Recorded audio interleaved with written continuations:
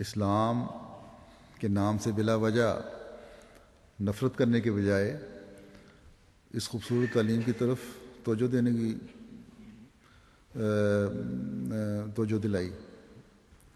توجہ دینے کی طرف توجہ دلائی، اور پھر یہ بتایا کہ ہمارے اس سینٹر کے حوالے سے چند ماہ پہلے اس علاقے میں ہمارے خلاف بڑا شور اٹھا تھا، لیکن اللہ تعالیٰ نے فضل فرمایا اور اس علاقے کے میئر، ہمسایہ شہر کے میئر اور ہمارے آرکیٹیکٹ جو اٹالین ہی ہیں، رینوویشن میں کام کر رہے ہیں، انہوں نے ہمارے حق میں اس علاقے میں بڑا کام کیا ہے۔ تو بہرحال ان کو میں نے بتایا کہ اسلام کی تعلیم تو خوبصورت تعلیم ہے، اس لیے نفرتوں کی دیواریں کھڑی کرنے کے بجائے آپس میں محبت اور پیار سے رہنا چاہیے۔ بہرحال اللہ تعالیٰ کے فضل سے اچھی ریسیپشن بھی رہی۔ اللہ کرے کہ اس کے بعد مزید ہمارے حق میں زمین ہموار ہو جائے۔ یہاں کے بعض تاریخی شہر بھی دیکھنے کا موقع ملا۔ یہاں 4-5 دن قیام کے بعد سوئٹزرلینڈ روانہ ہوئے، لیکن مجھے لندن جانے سے پہلے یہ بتایا گیا تھا کہ ٹیورن میں اس کپڑے کی نمائش ہو رہی ہے جسے یہ کفن مسیح کہتے ہیں، اور جس میں حضرت عیسیٰ علیہ السلام کو صلیب سے اتار کر لپیٹا گیا تھا۔ صدر جماعت نے پوچھا کہ کیا آپ اس کو دیکھنا پسند کریں گے؟ یہی مجھے اطلاع مل گئی تھی، میں نے کہا انشاءاللہ ضرور دیکھیں گے۔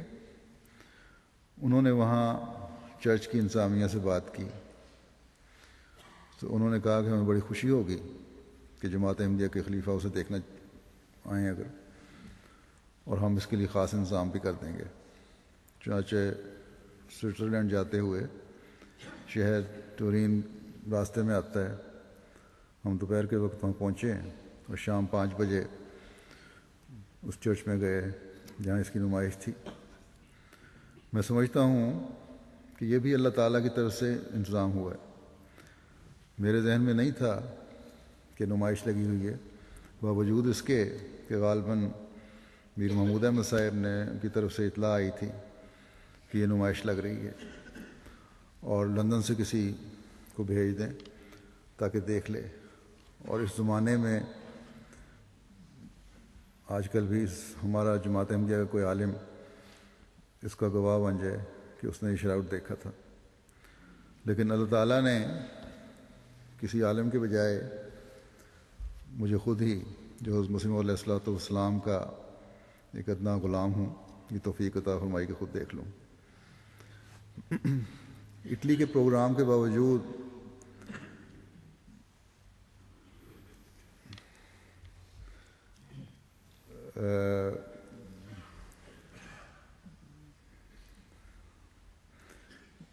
جیسا کہ میں نے کہا یہ پروگرام خیال نہیں آیا تھا کہ ٹورین جانا ہوگا۔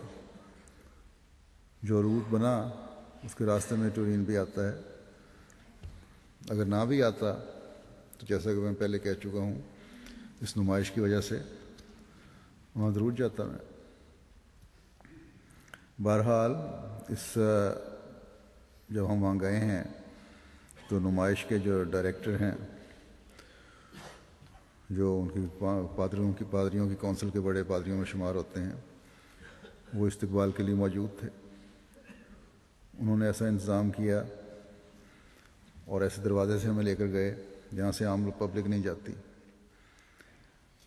عموماً کیمروں کی اجازت نہیں ہوتی وہاں۔ میں نے ان سے پوچھا تو انہوں نے کہا کہ کیمرہ بے شک استعمال کریں لیکن فلیش استعمال نہ کریں۔ بہرحال ایم ٹی اے کے کارکنوں اور ہمارے فوٹوگرافر نے تصویریں لی ہیں وہاں۔ پہلے حال میں جب ہم داخل ہوئے ہیں تو انہوں نے ہمیں جا کر بڑی اسکرین پر شراؤٹ کی تصویریں دکھائیں اور اس کے ساتھ دکھا کر وضاحت کرتے رہے اور ہر عکس کے بارے میں بتاتے رہے کہ کس کس چیز کا ہے، کہ چہرہ ہے، ہاتھ ہیں، پاؤں ہے، کلوز اپ کر کے دکھاتے تھے۔ لیکن یہ سب دکھانے کے ساتھ ان ڈائریکٹر صاحب نے مختصر تعارف بھی اس کا بیان کیا اور بتایا کہ 14ویں صدی سے شراؤٹ کی تاریخ کا پتہ ہے کہ کہاں کہاں رہا، لیکن بعض شواہد ایسے ہیں جن سے 5ویں صدی عیسوی میں بھی جہاں جہاں یہ رہا اس کو پتہ لگتا ہے۔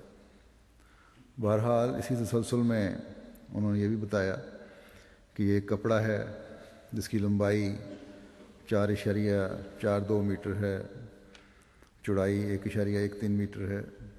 اس پر ایک شخص کا عکس ہے جو کسی بہت بڑے نیک شخص کا عکس لگتا ہے۔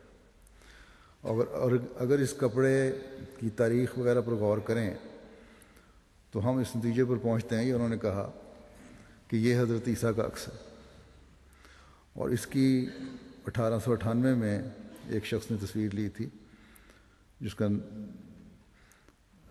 نام سکونڈا پیا تھا، اگر پروناؤنس اس طرح ہی کرتے ہیں، اور اس تصویر میں اس کپڑے کا کے عکس کا پازیٹیو بنا اور یوں حقیقی شکل بھی سامنے آئی۔ بہرحال پھر اس کے بعد یہ ہمیں چرچ کے بڑے ہال میں لے گئے جہاں لوگ گزرتے جا رہے تھے، اور سامنے اسٹیج کی طرح کی ایک جگہ پر بہت بڑے شیشے کے باکس میں اس کی نمائش کی جا رہی تھی، اس کے پیچھے روشنی پڑ رہی تھی۔ ان ڈائریکٹرز نے بتایا کہ اس میں بعض گیسز ہیں اس ڈبے کے اندر بھی جو اس لیے اندر چھوڑی گئی ہیں، چھوڑی جاتی ہیں کہ یہ کپڑا خراب نہ ہو۔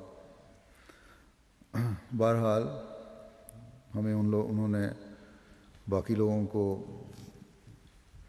وقفہ دے کر آنا بند کر کے جو قریب ترین اس کے گلی تھی اس بکس کے وہاں کھڑا کر دیا، جہاں سے ہم نے کافی دیر تک اس کو دیکھا۔ تصویریں لینے والوں نے تصویریں بھی لیں۔ شاید کسی اور کو بھیجتے تو اتنی دیر تک اور اس نے غور سے دیکھنے کا ان کو موقع نہ ملتا۔ جو وہاں بروشر ہمیں دیا گیا تھا جس پہ تفصیلات لکھی تھیں، تصویریں بنی ہوئی تھیں، اس میں بھی لکھا ہوا تھا اور ڈائریکٹر نے بتایا کہ یہ ثابت ہوتا ہے کہ ان پولنس سے جو شراؤٹ پر لگے ہوئے ہیں یہ کپڑا فلسطین اور مشرق وسطیٰ کے علاقے سے آیا ہے، اور یہ بھی اس بات کا ثبوت ہے کہ ہم جو اس کو کفن مسیح کہتے ہیں یہ صحیح ہے۔ یہ بھی عجیب بات ہے کہ 1898 میں یہ تصویر لی گئی تھی اور اس کے بعد سے اس کپڑے کو پہلے تو متبرک سمجھا جاتا تھا، پھر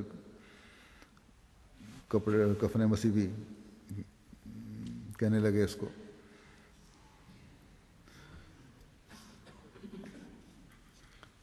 اس زمانے میں 1899 میں حضرت مسیح موعود علیہ السلام نے مسیح ہندوستان میں کے نام سے کتاب لکھی تھی، چھپی تو 2008 میں، لیکن لکھی اس وقت گئی تھی۔ گو اس کے علاوہ بھی آپ کی تحریرات اور کتب میں حضرت مسیح موعود علیہ السلام کے صلیب سے حضرت مسیح علیہ السلام کے صلیب سے زندہ بچ جانے اور مرحوم عیسیٰ وغیرہ کا ذکر آتا ہے، لیکن اس کتاب میں تفصیل سے اس پہ بحث فرمائی ہے آپ نے۔ گو کہ کفن مسیح کے بارے میں اس وقت تک شاید انگریزی لٹریچر میں کوئی بات نہیں آئی تھی، تفصیلات نہیں آئی تھیں۔